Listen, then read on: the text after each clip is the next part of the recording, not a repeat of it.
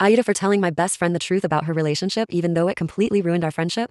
My best friend Sarah and I have been inseparable since college. We're talking matching Halloween costumes close, shared Netflix password intimate. I know your Chipotle order soulmates. Then she met Marcus. Marcus seemed great at first, tall, charming, had all his own teeth, but as the months went on, I started noticing things. Month 1, Marcus forgot his wallet on every single date. Sarah thought it was cute and anxious. I thought it was convenient. Month 2, Marcus called Sarah at 11 p.m. because he didn't know how to turn on his oven that he'd owned for 2 years. Month 3, I watched this man, a 28-year-old accountant, ask Sarah to call the cable company for him because they're mean to me on the phone. Month 4, the great rent incident. Marcus forgot to pay rent for 3 months because the landlord didn't remind me. The landlord sent 5 notices. Marcus thought they were just being chatty. But Sarah, she was writing their wedding vows in her head. She'd gone from new relationship to mother of eternal man-child in record time. On Sarah's 26th birthday, she'd planned this dinner for weeks, booked her favorite restaurant, invited everyone, posted about it constantly. Marcus showed up at 9 p.m. The reservation was for 7. His excuse? I didn't know what time it started. The invitation was on his phone, in his calendar. Sarah had texted him that morning. There was a countdown on their shared couples app that he somehow had downloaded. I watched Sarah's face do that thing where she was clearly upset but forcing a smile. That it's fine. He's here now. Smile that women perfect when they're tired of being disappointed. And I snapped. I pulled her into the bathroom and unleashed everything I'd been holding back. Sarah,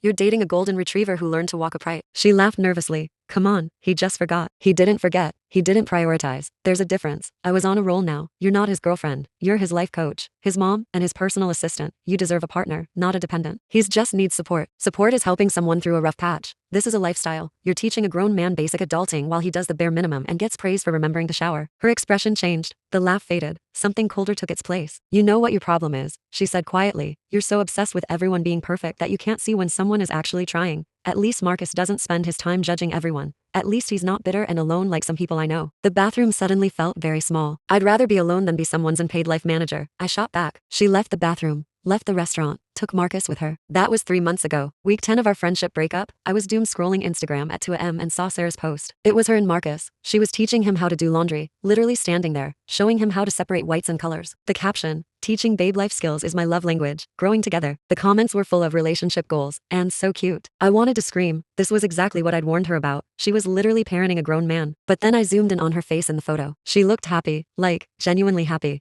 Not I'm pretending this is fine happy. Actually, truly happy. And that made me feel worse somehow. Last week, I ran into Sarah's mom at Target. She saw me, and I braced for impact. Oh honey, she said, pulling me into a hug. Sarah misses you so much. I wasn't expecting that. She told me about your fight, she continued, and honestly, you weren't entirely wrong. But here's the thing, she said, after you two stopped talking, Sarah actually sat Marcus down and had a serious conversation with him, used everything you said, told him she needed a partner, not a project, and he's in therapy now, actually working on his executive function issues. Turns out he has ADHD that was never diagnosed. He's on medication, learning systems, actually trying. I stood there holding a cart with Impulse by cookies. I didn't need processing this information. Is she happy? I asked. She is. But she's also sad. She lost her best friend. That conversation haunted me for days, so I did something stupid. I texted Sarah. I'm sorry. I should have talked to you differently. I was worried about you, but I was also kind of a judgmental asshole. I miss you. 3 hours later, I miss you too. Coffee? We met up yesterday. Turns out, everything was more complicated than I thought. Marcus did have undiagnosed ADHD. Sarah wasn't just enabling him, she'd given him an ultimatum after our fight. He either got help or they were done. He chose help. And here's where I had to eat the biggest slice of humble pie. Sarah told me that my brutal honesty, even though it nuked our friendship, was actually the wake-up call she needed. She'd been making excuses because she was scared to be alone. My words hurt, but they were true enough to make her realize she deserved better. I just wish you'd said it nicer, she said. Like, maybe not compared my boyfriend to a golden retriever. In my defense, I said, golden retrievers are very lovable. She laughed.